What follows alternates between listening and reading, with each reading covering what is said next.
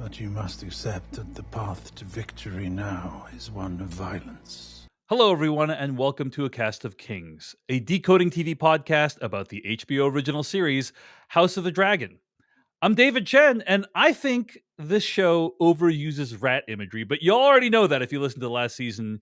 Joining me today, she is the author of the unofficial guide to Game of Thrones, Kim Renfro. I'm Kim Renfro, and I definitely already knew the definition of magnanimous before watching this episode. Bravo. Joining us also, she is the creator of the Jessie Gender YouTube channel, which you should definitely check out, Jessie Earl. David, if you keep undermining my voice, the audience will become deafened to it. Well, anyway, welcome back to A Cast of Kings. Folks, it's been a few weeks since our last bonus episode, a few years since the last episode of A Cast of Kings. We are so excited to be here, to be talking about House of the Dragon right here with you over on the Decoding TV Podcast Network. But first, we got to acknowledge, on the last bonus episode, we talked about Kim Renfro was expecting. And Kim, how did that all turn out? What happened there? I had a baby. Woo! Yay! Congratulations! I have a son. I am mother of dragon, if we're taking the whole year of the dragon seriously. Nice coincidences happening here. We are so thrilled that Kim has entered a new journey into motherhood and also is making the time to do this podcast. And by the way, make extremely detailed and insightful notes for the show as well. So she's doing it all. Turns out you can have it all in the modern age. It's true. So nicely done, Kim, and congratulations. We're all really excited for you. Be sure to send your well wishes to Kim on Twitter, and also you can always email us at acastofkings@gmail.com. Find all the episodes of this podcast at acastofkings.com. Now, we're also planning to post YouTube videos of this podcast. I do want to say the system we're using to record videos has switched recently, and so the first couple episodes, there might be some issues with videos. So if you see like some weirdness going on, that's what's going on there. But I do want to announce a change that as of right now, we're planning to put these YouTube videos over on the Decoding TV YouTube channel. You can find that at youtube.com/@decodingtv. So if you want to watch the YouTube version of A Cast of Kings, youtube.com/@decodingtv. And finally, on today's episode of this podcast, we're going to talk about the very first episode of season 2 of House of the Dragon, A Son for a Son. But before we get to that, I do just want to mention that A Cast of Kings is a Decoding TV podcast. Everyone who appears on this podcast is paid to appear on the podcast, and over 90% of our revenue comes from paid subscribers at decodingtv.com. You can become a paid subscriber, get ad-free episodes, bonus episodes for all decodingtv.com podcasts. So become a paid subscriber, support this podcast, and help to keep shows like A Cast of Kings and Decoding TV going. If you do become a paid subscriber, go to decodingtv.com/listen, and you can get all your bonus podcast feeds there. So thanks to everyone at decodingtv.com who keeps this podcast going. All right. That's the housekeeping stuff. Let's get into the exciting stuff. So much to discuss. House of the Dragon Season 2, Episode 1. Let's start by talking about our overall thoughts. Kim Renfro, what did you think of the episode? I thought this was a great welcome back into this story. I appreciated how they, no more time jumps. They did the opposite of a time jump. They did the opposite. I will say it was a little bit confusing because some of the actors have aged significantly. Yeah. But theoretically, I think only days or weeks have passed since the last episode of House of the Dragon, right? Yeah, days, I would say. Days, right. And yeah, it is certainly, I think Jacaerys is the most notable there, where like he went from having this like short, straight, little, slightly dorky haircut to like these luscious curls. And I'm like, oh, he took some like hair growing potion on his journey north. No time jumps, just like literally days afterwards. It directly continues the events of the last season. Kim Renfro thinks it welcomes people back into the show in a great way. Jessie Earl, overall thoughts on this episode of House of the Dragon? Pretty much the same. Yeah, it was a nice kind of slow burn escalation throughout this episode that just reintroduced the conflict where everybody is sort of at in terms of, power and perspective in this world, which I think is kind of necessary considering we've been away from the show for so long. And yet it didn't do too much hand holding. Like, it still felt like it had forward momentum, which I think is a difficult balance for a premiere. And then had a really, really great sequence in the end that we'll talk about more in spoilers. But overall, I thought this was a really great premiere episode that wasn't the most bombastic, but still felt pretty solid for a premiere. I would agree that it is a pretty solid episode of the show. I will say that I don't know that it really helps to ease you back into this world. I literally started watching this episode, and then about 20 minutes in, I'm like, and we had already done the bonus episode. Like we have already, before I watched this episode, we had already done the bonus episode where like Kim and Jessie both like summarize some of the stuff that happened last season. So it was like kind of fresh in my mind. 20 minutes into this episode, I stopped. I'm like, I got to go back and watch a recap of season 1. And fortunately, HBO did put one out. They have like an extended recap that's like 14 minutes long. That one's okay. I actually kind of prefer like the YouTubers that actually narrate the thing because that's more clear. Like it's more explicit what's going on. But so the strength of the episode is, yes, as you said, Kim, direct continuation of the events of last season. Like it's like if you were curious what happened in the days after that horrific event at the end of last season, you will get your answer in this episode, and that's great. But if you have been away from the world for 2 years, as I think many people have been, there's a lot to catch up on, I think, a lot to reiterate, and we're going to do that for you here on the podcast today. So that was my reaction. But overall, solid episode. Love the final 20-minute sequence, which is kind of like the episode kind of jumps around, and then the final 20 minutes is like one long extended sequence, and I really enjoyed that because, as we all know, in the Game of Thrones universe, some pretty effed up happens on the reg. And that certainly is the case here. I want to say one last thing before we get into this episode, which is rewatching that recap. Gotta say, guys, last season of the show, some pretty cool shit happens in that season of the show. Like I obviously had some significant issues with the time jumps, and I felt like they were speed running some of these plot lines. But the highs of that season were really high, and I think the show really deserved its place at the center of our culture. I mean, it's been a couple years, and I guess I'm just trying to say, haven't we all changed in the last 2 years? Like maybe I was a little harsh on the show last season. In the last 2 years, I've mellowed out a little bit. I appreciate more what the show gave. Maybe it's because everything in society has gotten worse in that time. Oh, no. But I feel like I'm now more grateful for like how good House of the Dragon season 1 was. Particularly Viserys's plotline, right? Which was like, boy, I remember that coming out of nowhere and hitting me like a gut. Like I was just like, I didn't even anticipate being sad about this when it happened. And then it hit me like a gut punch when it actually did. So anyway, rewatching that recap reel, I was basically like, this is a pretty good show. House of the Dragon, pretty good show. Anyway, they did good. They did good. Yeah, they did good. All right, so let's get into a detailed conversation about what happens in this episode. Season 2, episode 1, A Son for a Son, written by Ryan Condal, directed by Alan Taylor. We open with a brand new opening credits season for House of the Dragon season 2.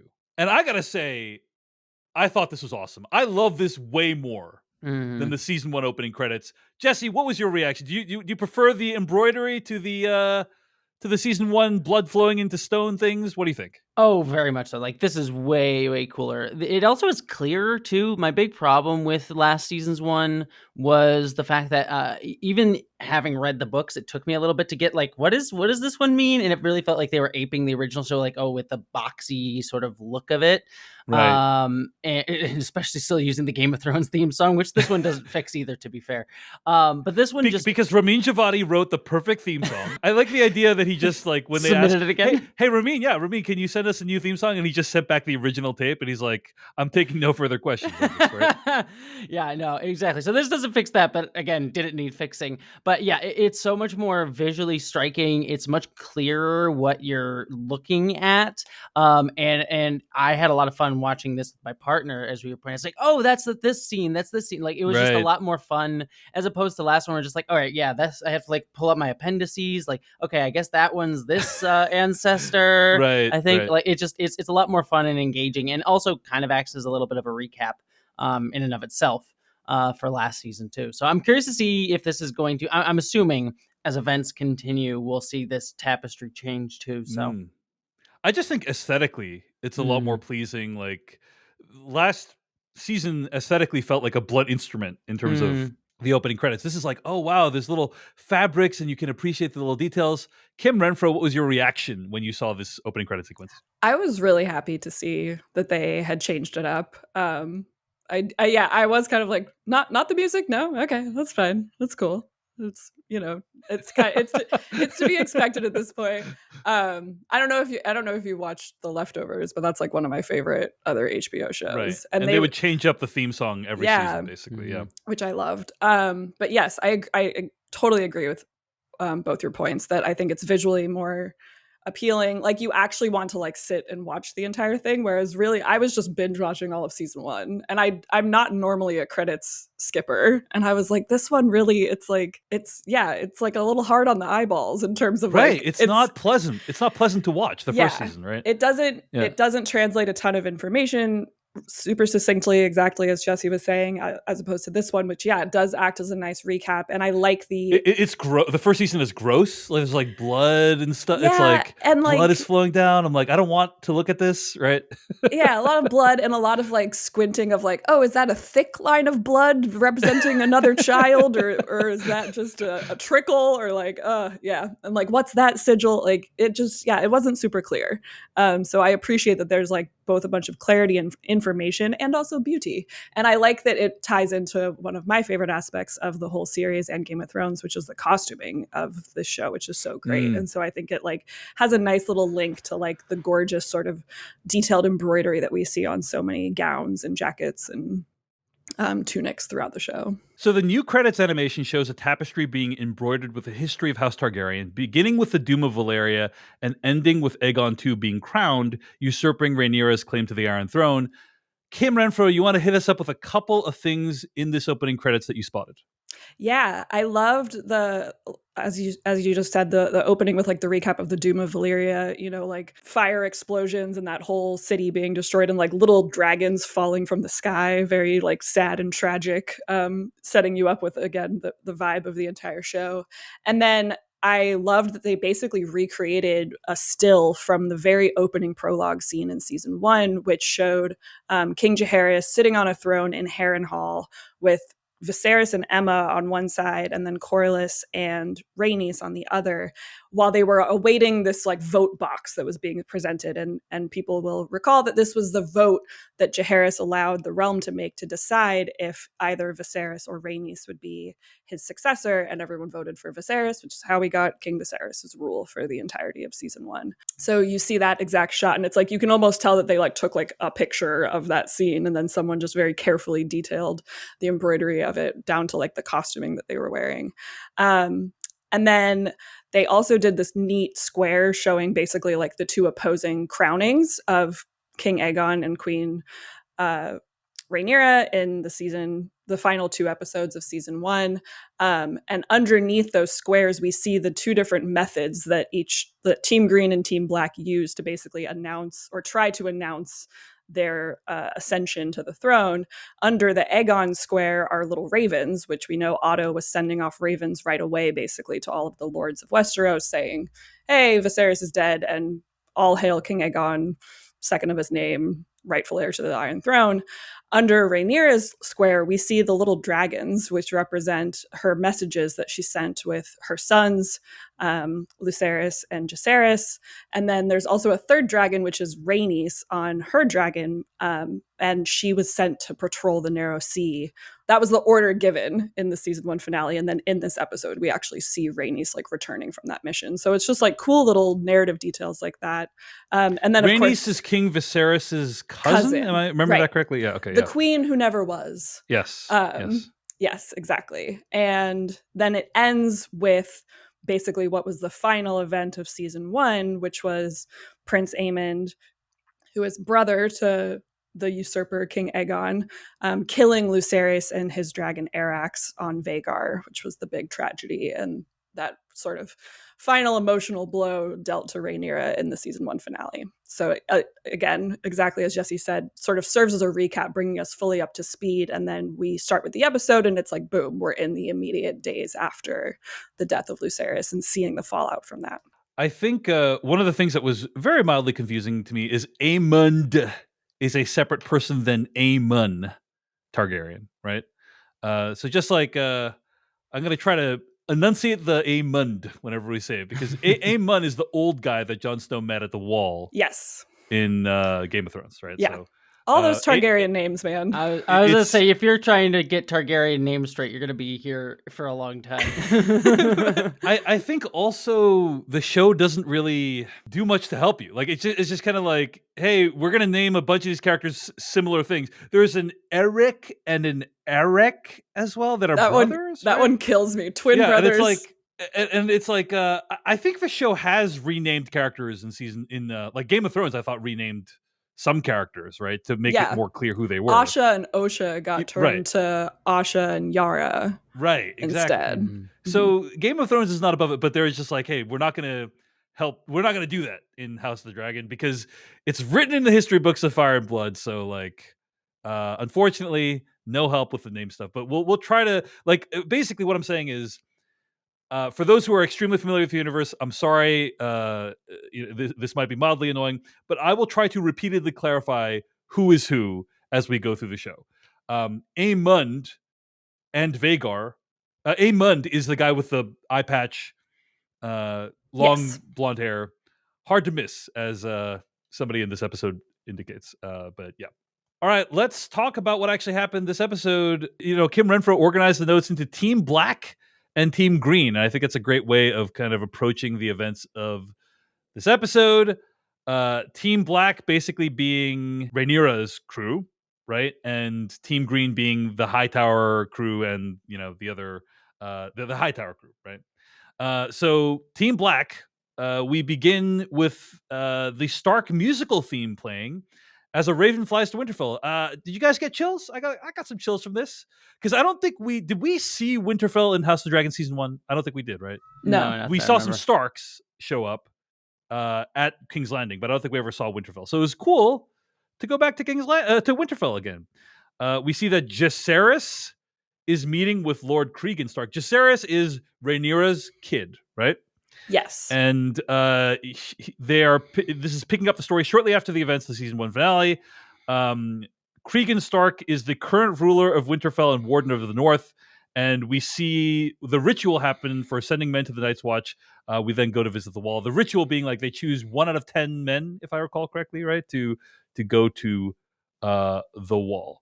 And so it's a pretty like understated scene, and then eventually they kind of like find out the news of Luke's death after a raven arrives.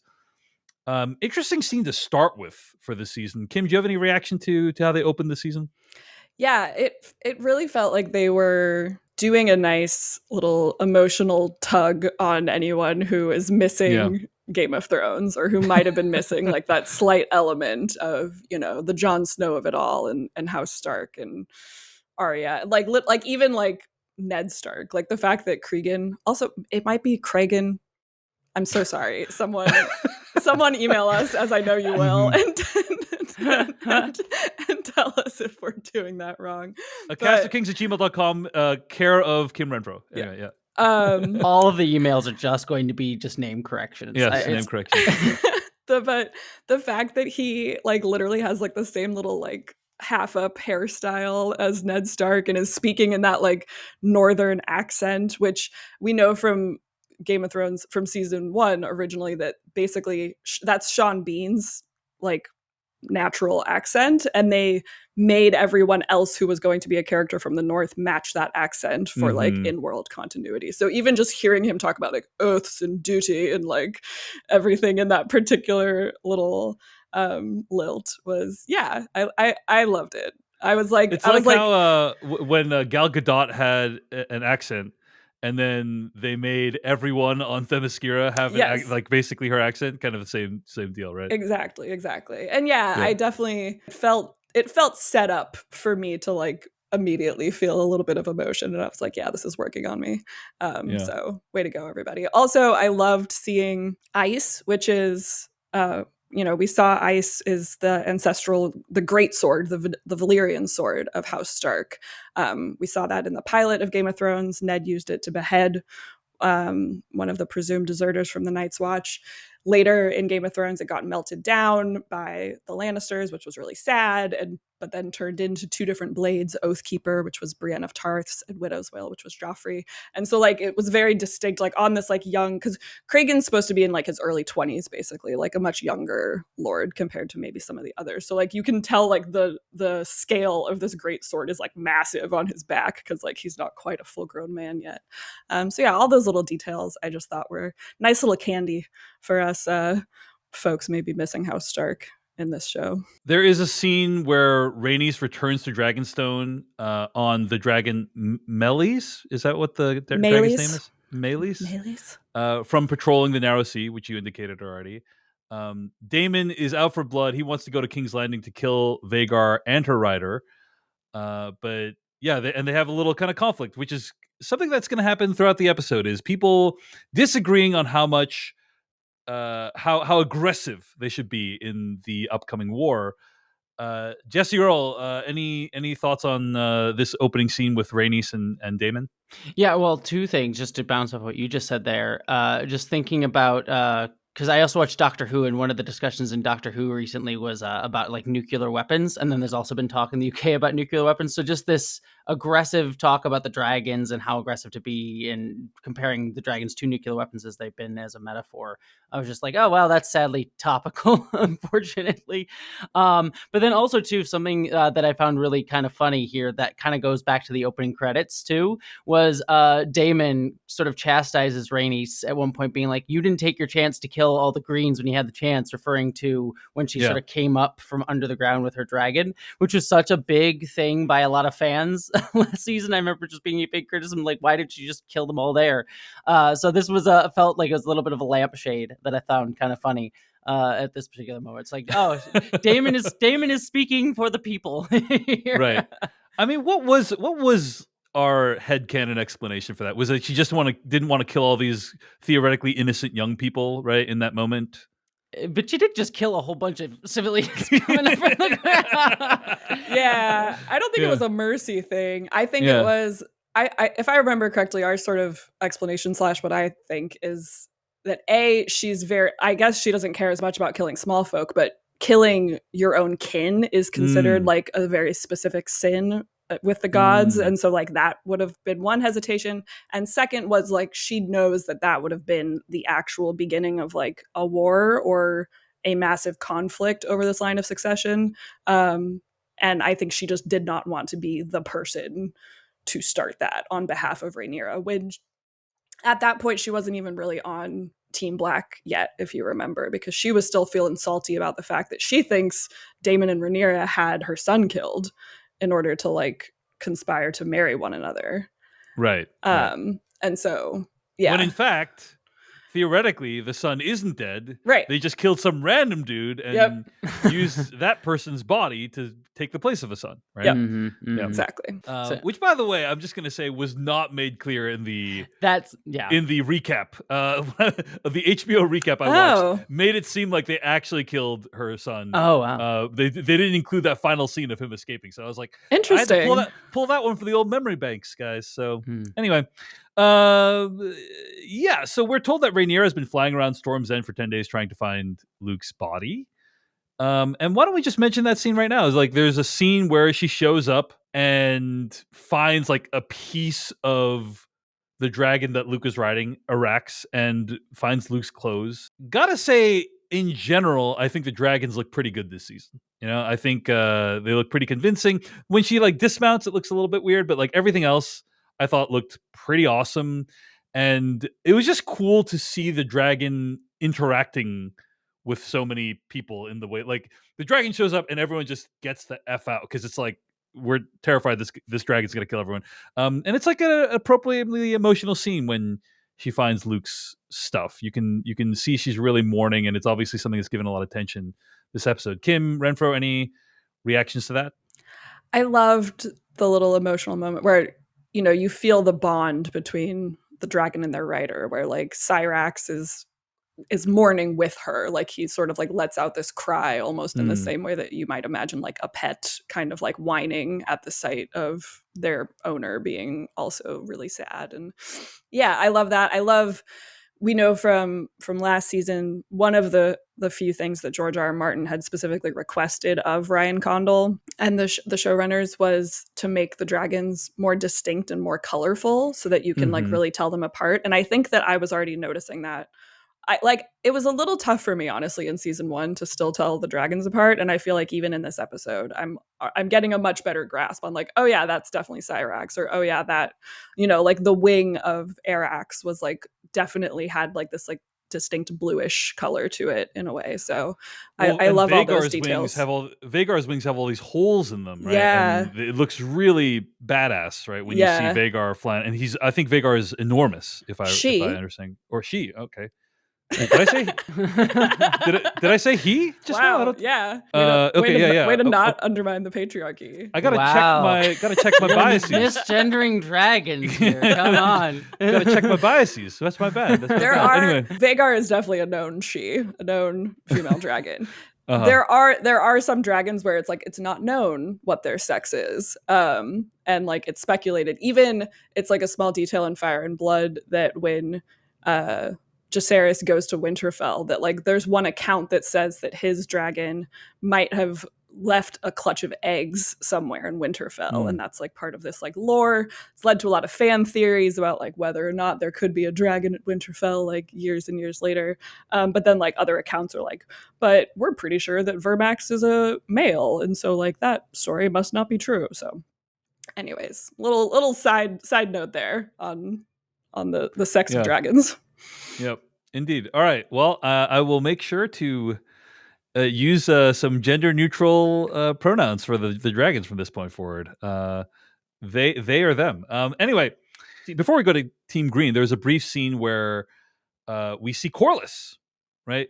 Also known as the Sea Snake. Am I remembering that correctly, right? Yes. Who is checking on his damaged ship, and he meets a new character named Alyn of Hull. Who is this guy? We've never seen this guy before, Alyn of Hull, right? Kim Renfro, who is this guy? New guy for our show.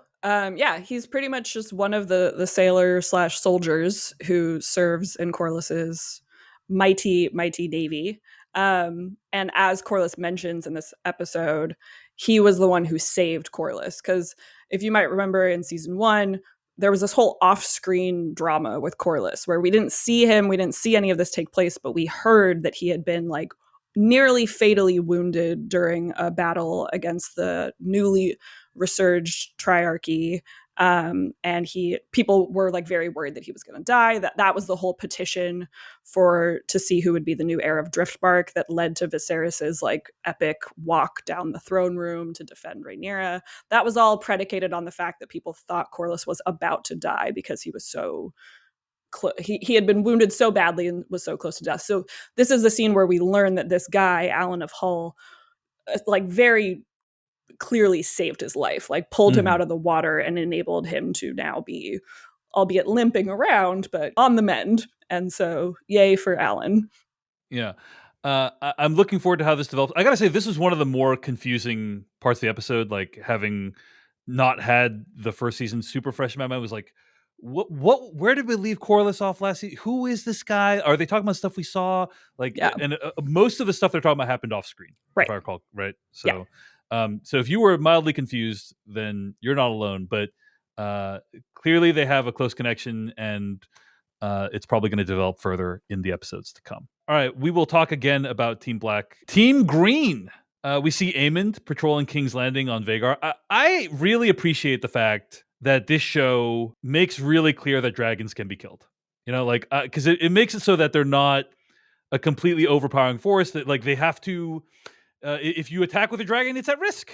And one way that they can kill dragons is with this freaking massive crossbow that requires, I think, 3 to 4 people to operate, which looks pretty cool, I have to say. So, but it's funny when they're like, "Oh, like get the crossbow ready." Oh, wrong dragon. Oh, don't worry, it's our dragon. Don't worry about it. It's cool. It's our dragon. Pretty funny, but also you can imagine that to be a pretty stressful job. You know, always wondering if it's your dragon or not that's going to be there. Helena is embroidering in her room. So Helena is King Aegon's wife and sister. Am I recalling that correctly, Yes. Kim? Also, All right. Helena, sorry. to get out ahead Apologies. of the, Yes. the Yes. emails. Yes. Don't need to send that email to castingnews@gmail.com. But anyway, Helena, Yes. King Aegon's sister and wife. Aegon comes in to check on the children, asks where Jaehaerys is because he wants to bring him to the small council meeting.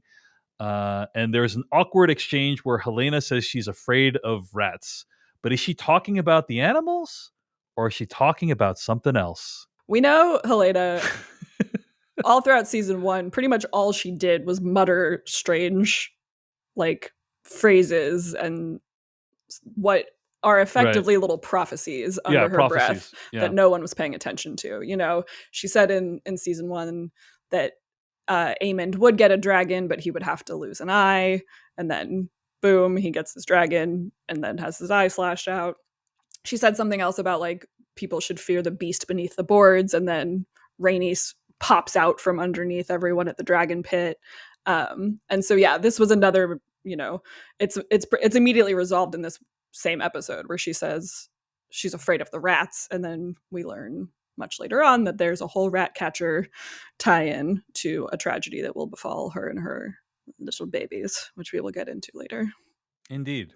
We cut to Alicent being eaten out by Sir Criston Cole. Now, I gotta say, they've clearly been having an affair for a while now. If you'll recall, Alicent in season 1 saves Criston Cole's life. Criston Cole is about to off himself because he has disgraced his position by trying to cave someone's head in at a banquet, right? He succeeded. It was Sir Laenor's lover, if I recall correctly, Yeah. right? Mm-hmm. Sir Laenor's secret lover. And so Sir Criston Cole had disgraced himself by like bashing that guy's head in, and then he's about to kill himself, and Alicent says, "No, stop. I've got a job for you," you know? And now we find out what that job really was. Yeah. But I gotta say, Sir Criston Cole really feels like kind of a piece of shit, in my opinion. I mean, I recall in season 1, Rhaenyra was like, "Hey, I've got this brilliant plan, Sir Criston Cole. I'm going to get married to whoever the fuck, and you and I can just continue having sex. It's going to be awesome." And he's like, "So you want me to be your whore?" And he doth protest too much. But then he's basically doing the same. Like, what gives Jessie Earl? What's your reaction to all this? I mean, yeah, I have 2 things to say about this. Criston Cole, legitimately my least favorite character in this entire series. Like, there are people who have committed atrocities, and I still hate this man for being such a baby. Mm-hmm. That being said, I'm glad for Alicent, though. Like, get some. I did just find it interesting, too, that it was just like a moment of female pleasure, which is actually something we don't really get on the show. Especially, again, season 1 was very much about like, oh, look at how birthing babies is dangerous to women in this era, which, you know, is true, but it was a lot of repetition of that theme throughout the season. So it was actually kind of nice to be like, yeah, ladies can have some fun too here. So I did actually like that we got a little bit of that this season. I think the last time I can recall that was with the Unsullied dude, right? Yeah. Like, which then there's still some like weird gender stuff there because, you know, he's a eunuch technically too. So there's still some weird gender stuff. That was an interesting depiction of like what that sexuality would be like. But anyway, yes. So Sir Criston Cole, not not going to be earning a lot of credit with the audience after No, the I hate that season guy. one. Literally the worst. Literally the worst. The worst. No one likes that guy. Anyway, they head to the small council meeting to discuss the next steps in war. They talk about like what they should do, and of course, you can imagine King Aegon is wanting to be very aggressive, and Otto is wanting to rein him back, and Aemond is wanting to be really aggressive, and people kind of fall into the archetypes that you'd expect. There is this moment when Aegon, just trying to get the names right, King Aegon almost has his Master of Coin give his brother, his son, I should say, sorry, a piggyback ride. Jaehaerys is his son, right? Yeah. First of all, I think, despite all of his flaws, King Aegon doing a lot more to train up his child than King Viserys ever did, right? Mm-hmm. That was a big complaint, was King Viserys was undermining Rhaenyra at every turn. And the one thing you can't say about King Aegon is he's not undermining Jaehaerys. One of my favorite things about this scene, though, was the way Alicent said, I think it's like Tyland Lannister. Am I right about that? He's the Master of Coin, right? Yeah. She says something along the lines of, despite Tyland's interruptions, we have business to get to. And so she frames it as though Tyland is the one that's doing the wrong thing, not King Aegon. Just very smart. Alicent knows how to play the Game of Thrones, and just wanted to give that a little shout out. Kim Renfro, any other thoughts on this scene before we move on? You can call me King Renfro. Yes. That's fine. Sorry. I love it. You're welcome. The only other thing that I think I literally guffawed at this tiny expression on Otto's face right when Criston walks past him entering the throne room, because as far as we know, Alicent and Cole go straight from that sexual encounter to the small council room, and like I swear I was like, did Otto just like smell sex on Sir Criston Cole when he walked past him? And he kind of like gives his daughter this like knowing look, and I'm just like, man, what an uncomfortable thing. And also totally ties back into what you were saying, David Chen, about the hypocrisy of this affair that is happening, because all of the Hightowers seem to like love digging into Rhaenyra and the Targaryens in general for being like gross and having their quote unquote queer customs, and like using that as a reason why they do not deserve to be rulers. And then they turn around and do things like marry their son and daughter to each other, which is the most Targaryen of Targaryen customs. And then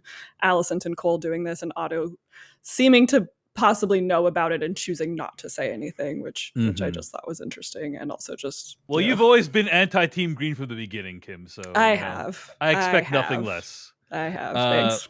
There's a brief scene where Larys, who's basically the Littlefinger of House of the Dragon, gives Alicent a report. He has rooted out some spy servants and killed them, right? And Alicent continues to be upset by how deep she is in with this guy. She is so far in his debt. She's never going to get out. I have a feeling that's going to come back to bite her. So, and that is the first set of scenes with Team Green. We also get the scene at King's Landing where King Aegon enters the court and he hears petitions from the small folk. And I thought this is pretty funny because there's a guy who says, like, all rise for King Aegon, King of the Andals and Aegon the Magnanimous, all this stuff. And then later Aegon says, Aegon the Magnanimous. And the guy kind of makes his face. And I'm like, I knew it. I knew those guys were just making that shit up on the fly, right? Like, I was thinking to myself, like, do they just kind of write this out in advance? Is there an order in which they say things in? Kim, is there in fact supposed to be an order? Is it supposed to be official? Or do people just kind of riff when they're introducing kings and queens? There's definitely an order for the king of the seven kingdoms. And then they say, like, gosh, now I'm on the spot and I'm not going to get it right. But it's like, ruler of the first men. Right. Blah, blah, blah. Right. Like the Rhaenyra. Like everyone remembers Daenerys had like a very, like the same set of order of titles that was read that she kept like adding to. But definitely in this case, the whole like the magnanimous bit does seem like it was maybe not necessarily improvised by that guy, but like whispered into his ear like a minute before by like Otto or someone on the small council or something. I feel like most of the kings earn those titles like later in life or after they've died. Like we hear, you know, they called Viserys something like Viserys the Peaceful, or like Viserys the something that was very kind of like bland and like not very interesting. But like other Targaryens who have more distinct personalities, like Maegor, was a very famous Targaryen ruler who was known as Maegor the Cruel because he had these like really vicious practices and stuff. But it's like those titles are usually given after they've done things. This was interesting because it's like they were trying to give him the title before he's actually done anything as king, almost like forcing a vibe upon him, which the fact that they chose the word magnanimous I thought was funny because it is so not how any of them are behaving. Right. My partner, as we were watching this scene, literally before we got that like eye roll moment by the guy, my partner like went magnanimous, like literally turned to me and went like, "That's a weird one." And then there was the scene in the episode that was like, "Yeah, it was weird too" to them, and we just both thought it was hilarious. Yeah, pretty funny stuff. Anyway, there's a scene where the small folk kind of petition King Aegon for help. Hey, I need some sheep, I need some coins, I need some whatever. And King Aegon wants to be generous, but Otto keeps trying to reel him back in. And sometimes King Aegon still insists on his own way, and sometimes he concedes what Otto is saying. What I really like about this scene and this episode, right, is people think they want to be king. People think they want to be president of the United States. People think they want to be leader, blah, blah, blah. A lot of that work is, in fact, really boring. You know, and unpleasant, right? It's unpleasant to need to do what King Aegon is doing in this situation, which is denying people or accepting what their request is, but then it's costing him in some other way. What we really want in America is someone like a technocrat, you know, like, or not really want. What I mean is like, what we really need is like a technocrat or somebody who's really expert at navigating these systems to get us to a better outcome. But what we end up voting for is people who make us feel good, you know? And that's the tragedy of modern politics. Anyway, Jesse, what do you think of this scene?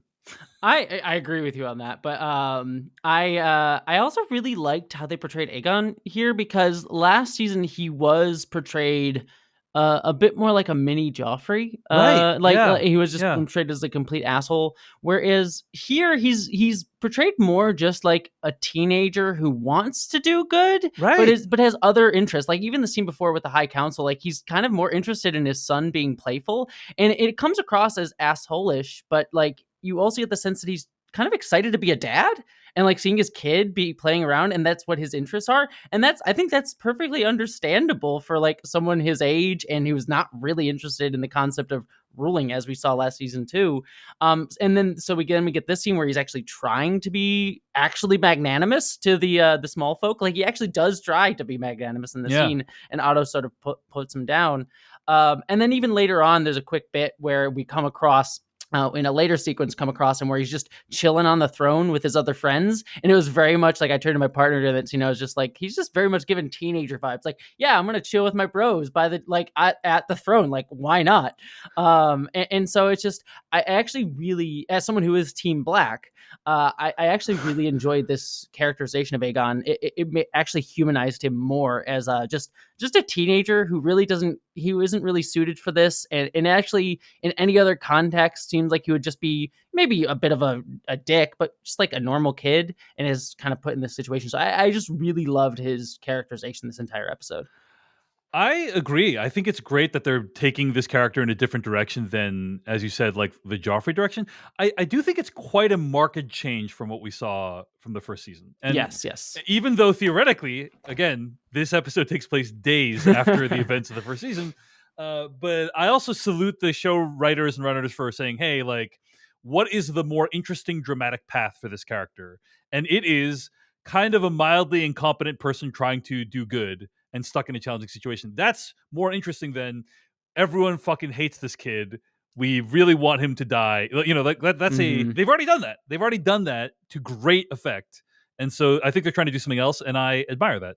Kim, any other reactions to this? I was just going to add that I believe it was Ryan Condal, the showrunner, who mentioned in some interviews after the season 1 finale that the moment when Aegon is crowned and hears the small folk cheering for him, and then you see him sort of like raise his sword and lean into that applause, that is supposed to be a bit of a mindset shift for Aegon, and that like that's the moment when Donald Trump became president.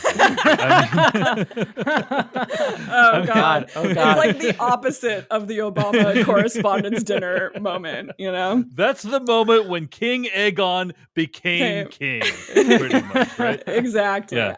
I do think that you can buy into that if you sort of rewatch season 1 and then go straight into this, of like Aegon effectively like relenting to the notion that, okay, this is my lot, like it's happening. I like, there's a big crown on my head, and whether I want this or not, my mom has made it happen. And then that's, I think, the moment where he thinks like, oh, maybe I can have some fun here. And then I agree that I love that we pick up here and we immediately sort of get that vibe shift from him. And I just think it's a great performance, and I definitely prefer it to getting a little Joffrey 2.0. Indeed. There's one final sequence here with Otto and Alicent. They have a little private confrontation. Alicent is starting to accept that people are going to need to die in this war, but she doesn't want the violence to be quote unquote wanton. But we recall last season, she kind of still thought that everything could be okay with everyone, that Rhaenyra might bend the knee, and that, you know, we could all be one happy family. I think she's moved on from that, but she clearly still is trying to rein things in and exercise control where there's probably none to be had. Jessie Earl, any reaction to this scene? Yeah, two things that I liked about it was, again, her trying to kind of pull things back a little bit in terms of how violent it gets. I thought was interesting, especially because last season really hinged her motivation on that misunderstanding of Viserys, King Viserys, right? Am I saying his name right?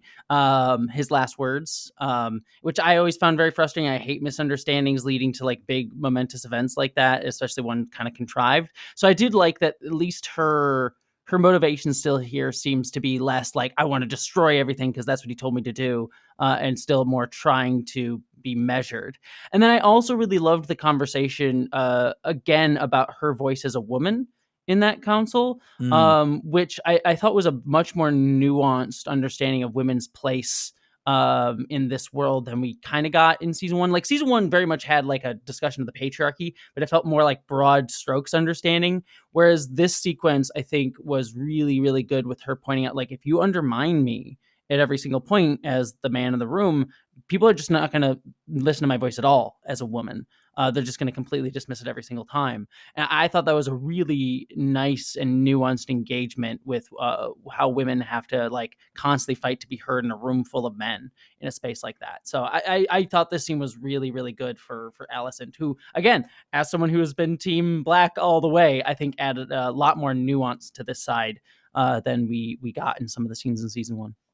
Right. Like there's other ways of undermining women beyond not letting them speak. You could let them speak, but also like subvert their authority in some ways, or ignore them, or however she feels like she's being treated at these meetings. So let's talk about some of the other stuff that happens over at Team Black. Misaria returns. She is captured on a ship outside of Dragonstone and brought to Daemon as a prisoner. Kim Renfro, when I watched this, my first reaction was, what was the deal with Misaria at the end of last season? I don't even remember where we left off with this character. What's going on with Misaria? Like, what were her significant actions at the end of season 1 of House of the Dragon? Yeah, so we last left Misaria in season 1, episode 9, which was the episode that was all about Team Green scrambling to crown Aegon in the hours after Viserys' death. And Misaria wound up being the one who was hiding Aegon inside a sept. And this was the morning after Viserys' death.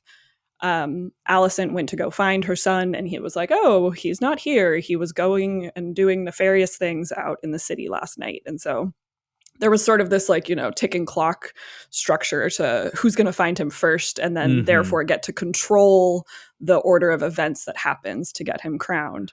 Right. And Misaria was basically holding all of the cards in that situation a bit. And she sent one of her little minions off to contact Eric and Eric, which is two twins, both basically pronounced Eric, but one is spelled with an E and one is spelled with an A. Their parents hated them. Seriously. Seriously. I don't know why the show didn't change that. Like that seems like a layup to me to make that clear as to who's who. Or just pronounce one like Eric, even if that sounds awkward. But I swear they pronounce them the same all the time, which is I have to turn on like the captions to make sure that I'm clocking which one is which. It's very heavy-handed, like symbolism, because I think the idea, going back to George R. R. Martin's like, oh, look, one's on each side of the war, and they're both named Eric, and they're twin brothers. So it's meant to be like a weird, like, oh, brother against brother, Civil War-y kind of symbol. But it's a bit heavy-handed to literally name them the same thing. Totally. And so they were searching for Aegon on behalf of Otto Hightower, while Alicent had sent out Criston and Aemond to go try and find Aegon. Misaria chose Otto as the person to try and treat with. She made a deal to get some gold and also got Otto to agree to stop the child fighting pits, which we saw in that episode too, which was like a gnarly kind of glimpse into how the small folk entertain themselves in depraved ways. As we see in this episode in the season 2 premiere, Daemon effectively accuses her of enabling Aegon's ascension to the throne, because if she had just done nothing, if she had not interfered, or if she had not been sort of housing Aegon and then selling his location out, he might not have been crowned in time, or the branch of events could have been changed dramatically if Misaria had not interfered. Right.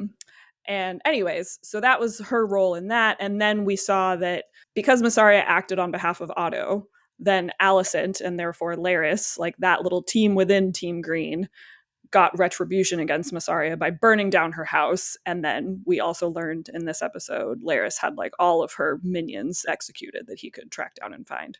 So we were left off in season 1 being like, what happened to her? Is she dead? It was one of those, if you don't see a body, she's probably not dead. Yeah. And so, yes, now she has popped up again.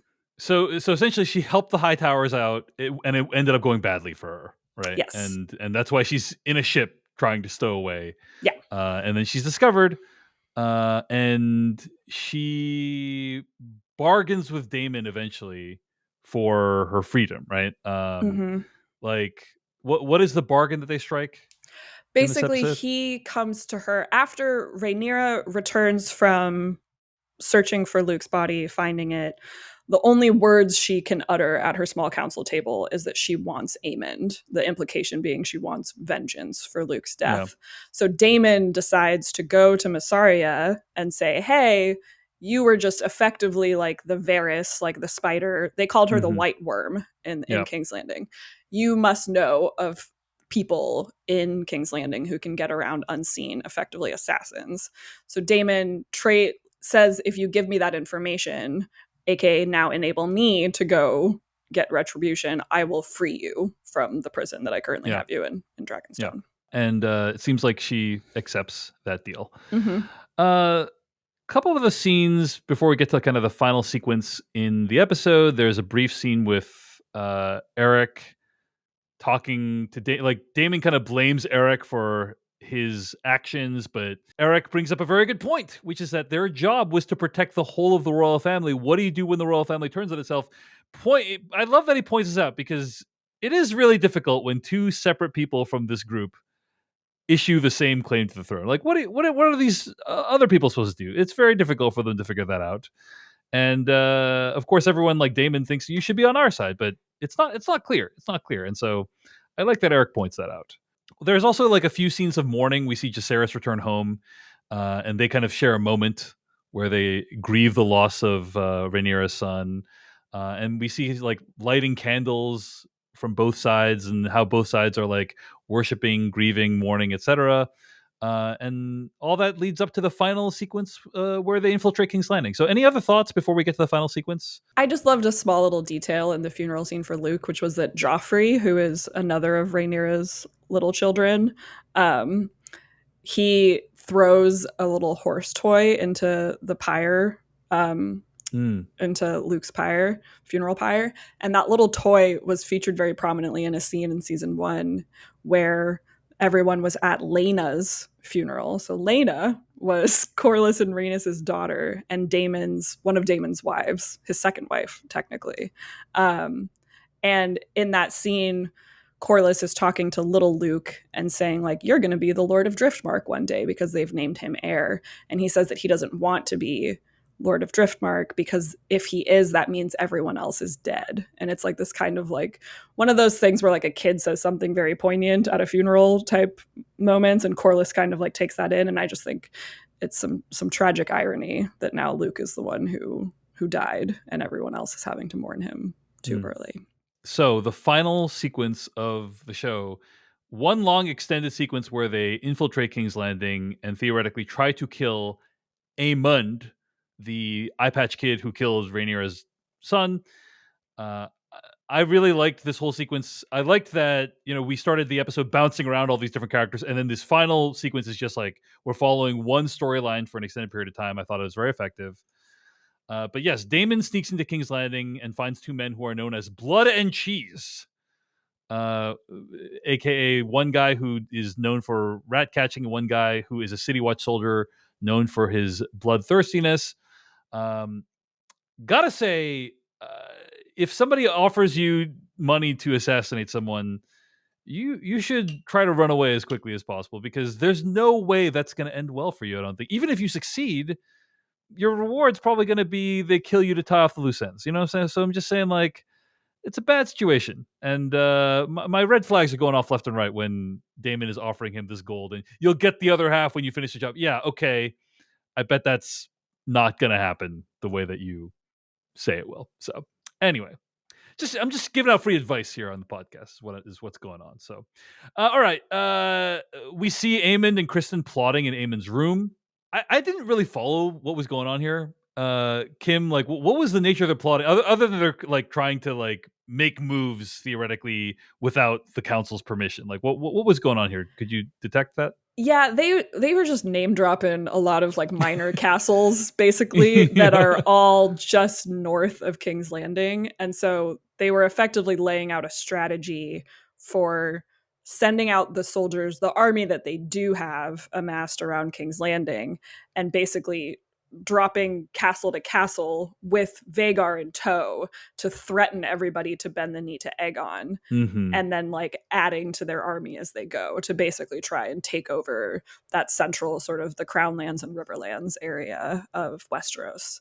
Between all of like the minor castle name droppings and then like the coins being moved around on the map where like I couldn't quite read everything, I was like, it was a little hard to track. I had to rewatch that scene a couple times. I did think it was amusing that these guys can basically just move around King's Landing in the presence of the king without seeming to be interfered with at all. I guess rat catching is akin to exterminators in the modern day era, where if you see an exterminator, you're like, oh, that person's doing a pretty important job. We should like let them do that. So, but yes, they pass by a statue of Viserys in the throne room, which is pretty cool. Pretty cool to see Viserys being honored, and that was nice. And they happen to go into Aemon's room, but he's not there. And then they find Helaena and her 2 children. And the cheese guy, I think, immediately knows there's something very valuable by having Helaena, right? And so one of them says, Blood says, Daemon said a son for a son. I think he took that a little too literally. Like, I don't think Daemon's going to be, I haven't seen the second episode, but I don't think Daemon's going to be super thrilled with the decisions they make this episode. That's just a wild prediction from me. But he's like, a son for a son. And they don't know which one of Helena's children is a son. And they don't want to inspect the children's genitals. So they just say, Helaena, tell us which one is the son. And there's this like kind of awkward moment where they need to figure out whether to believe her or not. And I think they end up deciding to believe her, right? And she runs away. We get this horrific sound of a baby's head getting sawed off, which, Kim, I felt for you right after your child was born. You had to watch this scene of baby's head getting cut off. What was your reaction there, Kim? It wasn't as bad as my reaction to rewatching the actual childbirth scenes in season one. In season one, right? I'm much closer to that visceral memory than I am to having like a 5 or a 6-year-old whose head might be getting cut off next to me. But yes, it was painful. It was painful. You have a few years before you need to like Yeah. worry about the trauma from that. Before as a mother of a 6-year-old, you know, I'm still in the like as a postpartum. I'm more like I spent this episode being like, Rhaenyra just had a traumatic stillbirth labor. Like she's surely still experiencing physical like ramifications from that in this period, but they didn't address that. But that's where my head was at. And then but obviously, yes, the sounds were tragic and awful, and I don't think that you need to have a child to relate painfully to them. Did either of you have any reaction to like what was going on when they ask her to point at the sun, and then they're like, oh, but maybe she's lying, but then Cheese is like, no, she's telling the truth. Like, what was? I felt like there was something I missed about what the show was trying to convey there. To me, Jesse, go ahead. I feel like we'll probably talk more about this in a bonus episode, but that feels like it's meant to echo something that happens in the book, but it is a significant change from the book that is echoing. So I don't want to go too deep into it for those who haven't read the book, but it does feel like it echoes a very clear change from the book. Yeah, because it felt like it was real, like a filmmaking with the camera angles and like focusing on her finger and stuff like that. It really felt like the show was trying to draw attention to like, hey, by the way, like big moment here, you know? And unfortunately I had no idea what was going on, but it sounds like both of you did, right? Yeah. It's very clearly like, again, I don't want to go too deep into it, but it's more just like that scene is very clearly a reflection of a scene that does happen in the book, but it is significantly different. So I feel like for a lot of book fans, that moment where it's like, oh, this is what's happening here, or like this is meant to reflect that. But for anyone who hasn't read the book, it's probably more just like oh yeah, I guess that's what's happening here. It's less significant. I think that moment will be unfolding in real time for book readers in a much more meaningful way. And I agree. I'm glad that you said that, because I was like, this whole thing probably reads strangely if you don't know the account. And then I just want to note that, of course, Fire and Blood is not a fictional novel in the way that the A Song of Ice and Fire books are. I know that we've talked about that a lot. If you're listening to us, you probably already know that. But just for the sake of recapping, like when we say it's different from the book, it's like it's different from the rumored account of what happened in that room in this moment in history. So this is again one of those House of the Dragon scenes where like only the people who were there know what happened intimately, and we're seeing a canon version of it in the show that is illuminating in potentially fascinating ways for people who read this fake history account in Fire and Blood. Let's get to the final scene of this episode. It's awkward. So they cut this baby's head off. Oh, actually, I want to go back and reiterate. Yeah, that scene was really weird. The last one of like her pointing at the baby and who's the baby. It was just really. It was like, as a viewer, I felt like I'm supposed to know something that I don't. Just the way the filmmaking shot and edited that scene made it feel like, hey, like ding, ding, ding, like something really important is here. And I'm like, I don't get what's happening. So I took the scene at just face value, which is she pointed at her actual son. That is how I interpret it. I think that's how I was meant to interpret it based on what you're saying, right? But I do agree with you that like you were wondering how it would come off for somebody who wasn't familiar. I was like, this is weird. And let me be more specific. Like just the pacing of the dialogue. Like everything gets really slow. You know, he's like, what's going? There's these big pregnant pauses. There's this like wide angle shot when she points at the child, which is just very like draws a lot of attention to this. So I'm like, what's going on? Now, maybe people who don't give a shit about any of that stuff won't have the same reaction I did. But as somebody who's like pretty attuned to the rhythms of the filmmaking of the show, I'm like, something's different in this scene, and I don't know what it is. So looking forward to talking with you about it in the bonus episode. All right. The final scene happens when Helena runs into Alicent's room and finds Alicent and Criston having sex, and then explains what has occurred. One of the things I love about Game of Thrones and House of the Dragon is it just mixes in multiple overlapping traumatizing incidents on top of each other. It's not enough that she just finds her parents finds her mom having sex with this other dude, which itself would be upsetting. Like that would be, many of us would be thinking about that for a long time. She also needs to do that at a moment when she's reporting that her son's head has been cut off, which is just like, wow, that's going to traumatize both of them for quite a while. And that's some good old classic Game of Thrones. It's bringing Game of Thrones back to its roots, in my opinion. Kim Renfro, your reaction to this scene? Criston Cole is the worst. It turns out when part they said 37. when they said that this is the last time they're going to do this, right? They didn't actually mean it, which I know it comes as quite a shock to a lot of people. Anyway, go ahead. I thought it was super interesting. Again, not to get too deep in the woods of like book versus whatever, but like I will just say this is not a detail that was included in Fire and Blood. Alicent and Cole's relationship in general, that they have a sexual relationship, is being very overtly handed to us in this episode in a way that is not indicated throughout Fire and Blood. And so I just find it very interesting that this was like you said, that they decided to like double traumatize Helaena in this moment. The double trauma was not from the book. It was no. Not. Yeah. So yeah. That's great. Like, I love that. And again, just like this like doubling down on the hypocrisy of what Alicent and Criston Cole are doing. I noticed that Alicent's bedroom is now actually Rhaenyra's old bedroom, aka this is the exact place where Rhaenyra and Cole had sex, and that, turned him against her forever because he was like, you've bespoiled my white cloak, and like, how can I ever be a man of honor again? And then it's like, here he is, like, just obviously super cool with doing this, apparently while he's like on duty, or maybe not, I don't know. I mean, he's still doing his duty, I guess. Well, I did have this open question of, was he shirking his duty, and therefore like he theoretically could have prevented Helena's child from being assassinated if he was not having sex there, Well, he's Alicent's sworn sword.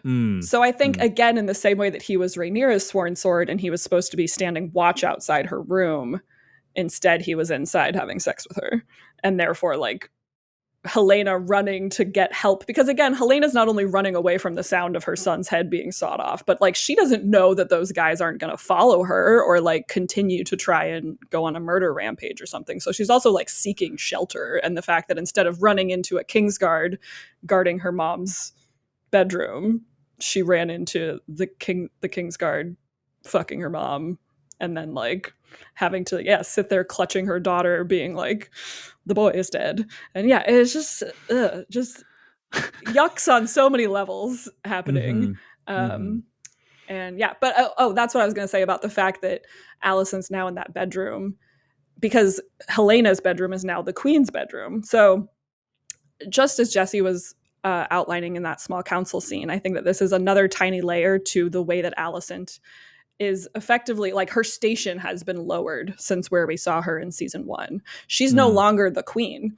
She's the dowager queen. And therefore people might start, or are already starting to listen to her less, or take her authority in a slightly different tone. And just the physical location of her within the keep, I think, is an added nice, like, symbolic layer to that. And so I liked that detail, that we know how the castle is laid out very well at this point, because they keep showing that staircase, and like the different bedrooms are very distinct. And so, on that note, it does feel like they built out the castle a little bit more this season. Like, there's many shots that are long, continuous shots. You can see it's all one space. They're not doing editing tricks. It's pretty impressive. Jessie Earl, any reactions to this final scene in this episode of House of Dragon?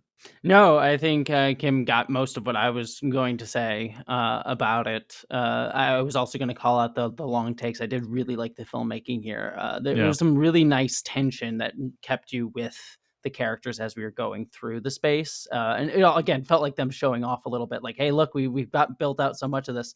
Kind of like that long take from last season after the childbirth with Rhaenyra in that time skip episode. So it was some really cool filmmaking going on here that felt really tense and dramatic. That was really cool. Which, that's such a great point that you just brought up, Jessie, because that is a really interesting, like, parallel of the image of Rhaenyra, like that bloody trail that she left after she was ordered to bring the baby to Alicent's room right after giving birth, compared to now we see Helena running out, and there's not a physical bloody trail, but we know exactly what's happening in the room behind her, and the awfulness of that. So yeah, a lot of mother pain, tragedy. Oh God, my insides just gave a little like squelch. Goodness. Anyways, basically, just don't be a mom in this world. It's not good. No, it's not a good place to be. Just little reward for it. All right. Well, I really love this final sequence. As you said, a lot of tension, a lot of good filmmaking, great lighting, and because they're often illuminated by torchlight, and some really just truly upsetting classic Game of Thrones material. Just like, wow, that's something I wouldn't wish upon my worst enemy. And it's on display for you right here in this show. Hey everyone, David Chen here. Thank you so much for watching that video from Decoding TV. If you want to get an audio version of the show, all you got to do is go to podcast.decodingtv.com. And if you want to support what we do, get ad-free episodes of the podcast and also bonus episodes of the podcast, go to decodingtv.com and become a paid member. Of course, you can also like and subscribe for more. We appreciate it. Thanks. See you later.